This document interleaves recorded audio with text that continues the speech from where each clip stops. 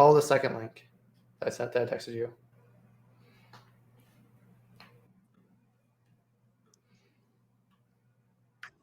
Welcome to the show, Nick. It's great to see you again. Likewise, Jason. Here we are on this thing where we are highlighting examples of professionals to help change the stereotype of unprofessionalism in our industry. I agree. So tell me,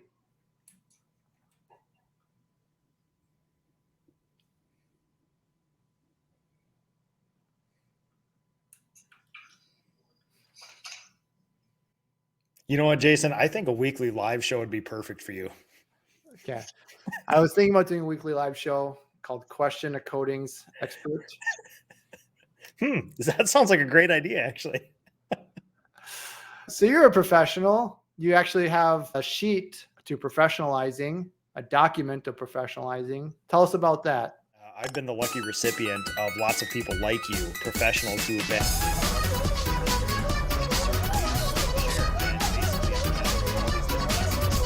is a step-by-step instruction with hyperlinks to all my Ask a Painter live shows that I just readily hand out to people as like, hey, listen, I slogged through this all by myself, the most painful, most frictiony way. If there's anything, even one little bullet point on here that would help you, great. It's a great place to just start.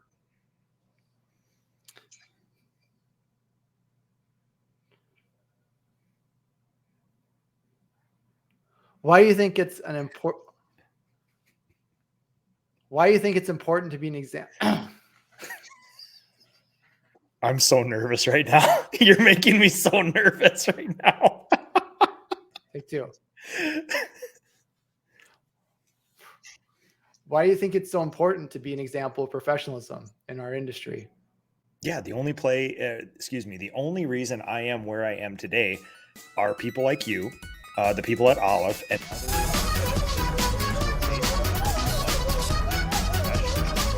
there are people doing it. It's not this weird ethereal mystery that's unsolvable. It's like, no, it's right there. And that person will actually help you. They will actually give you information.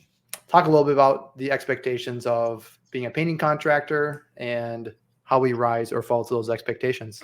Living up to these expectations is pretty crazy, because I find myself with the expectations in the industry struggling and you find yourself in this chasm of like, okay, either I have to do this alone and martyr myself the rest of my life, or I have to be corporate Nick.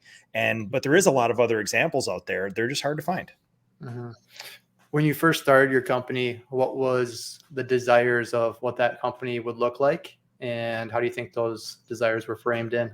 Honestly, I had no thoughts. I just did what my family did before me. And I did what every other example of trades business owner did, which was you get a 1/2-ton pickup truck, you do the thing your dad did, and you just do it. You sweat a little bit. It's a little bit painful. You go out there, make happy clients.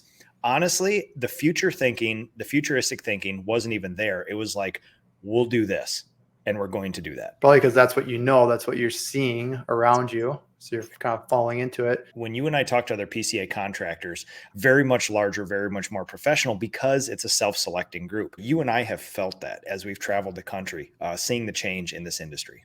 Everybody likes to be part of the herd, right? People don't like to be trailblazers. Yep. If the herd starts to turn and it's saying, well, if you're going to own a painting company, here's how you be intentional about it and professionalize it, then people are going to want to go along with that herd mentality and be part of the crowd. They don't even know that exists most of the time. And that's why you're doing what you're doing with this. So you think this is actually a good idea?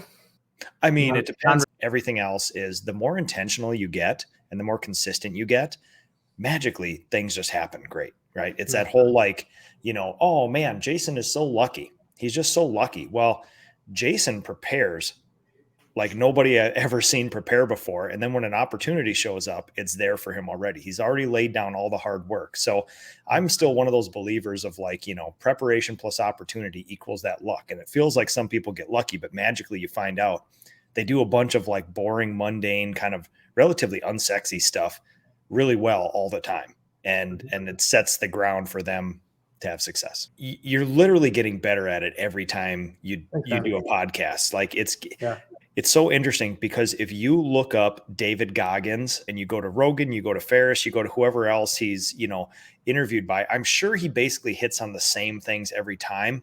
And in the course of 60 minutes, there's one little iteration, one little extra bit of information. With you, it's like 60% new, or the next version of those things, or an iteration of it. And especially this last time, couldn't be more clear, couldn't be more concise. And you're not that bright, right? I will not take that personally, because it is actually true. Just because you are a single owner operator, or you are a business of one, doesn't mean all the core functions of a business don't have to be done.